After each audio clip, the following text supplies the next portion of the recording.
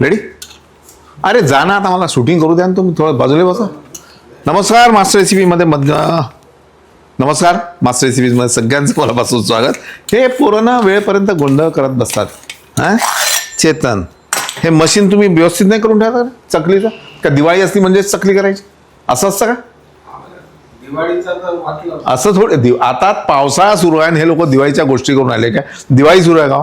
पण कसं असतं, राजाला दिवाळी कोणीकडे, राजा जो असतो त्याला रोज दिवाळी असते. तशी आम्ही राजे म्हणजे इथले किचनमधले राजे, म्हणून आम्हाला रोज दिवाळी असते. तर आजचा हा जो कार्यक्रम त्याच्यामध्ये काय ना, मी तुम्हाला एक चकली साधी शिकवणार आहे. आणि गोविंद भवन नाही, कुठलं, आनंद भुवन, खामगावचा आनंद भुवन कोणी पाहिलं आहे का? बरेच लोक गेले असतील, फार जुना म्हणजे बरेच वर्षापासून आहेत तिथे ते.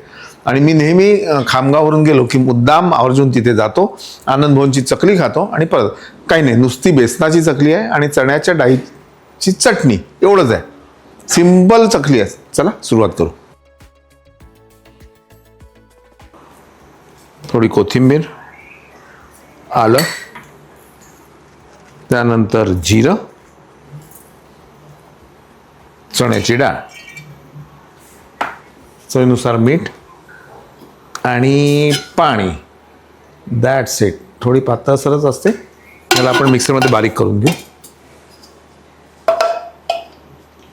थोडं जाडसर दळलेलं चण्याच्या डाळीचं पीठ, त्यामध्ये थोडी हळद, चवीनुसार मीठ. आता दही हे मी ॲडिशन करतो आहे.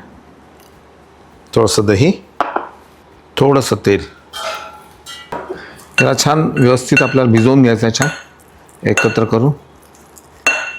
नेहमीच्या चकलीसाठी भिजवतो तसं, म्हणून यात दही असल्यामुळे ओलसरपणा आलेला आहे. थोडं पाणी घालू.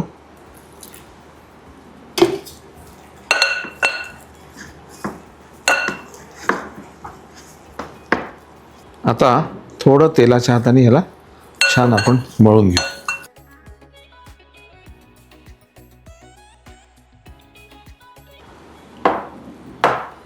चकली पाडण्यापूर्वी हा जो साचा आहे ह्याला छान तेल लावायचं आणि हा गोळा एकसंध सोडायचा आपल्याला, नाही तर मध्ये चकली तुटेल.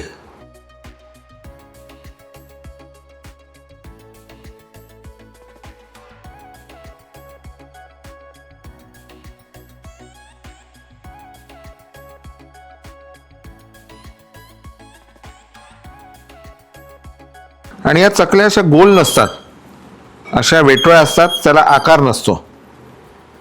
बस अशा पद्धती.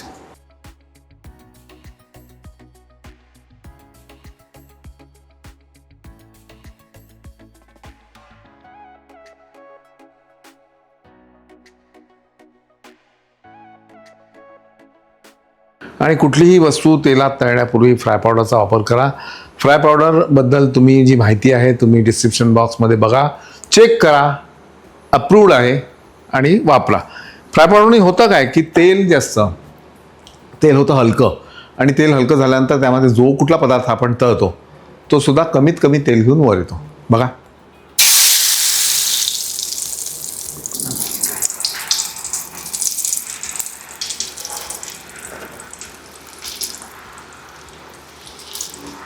मी आधीच सांगितलं या चकल्यांना आकार नसतो. बढिया.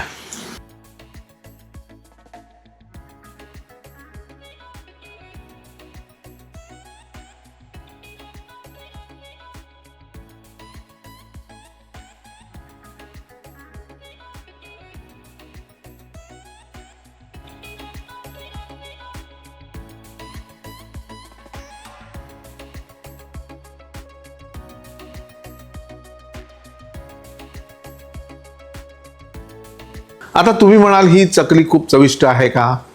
थोडी आहे, आपल्या चकलीसारखी नाही, कारण फक्त बेसन वापरलं आहे, पण तरीही मजा येते चकली खाताना. तुम्ही जर खामगावला गेलात तर आनंद भुवनमध्ये नक्की जा, पण घरीसुद्धा तुम्ही आनंद भुवन तयार करू शकता, म्हणजेच आनंद घेऊ शकता या चकलीचा. सोपा प्रकार आहे, नक्की करा. पाहत राहा मास्टर रेसिपीज. लाईक करा, सबस्क्राईब करा, शेअर करा. कराल ना? माझी आठवण करा.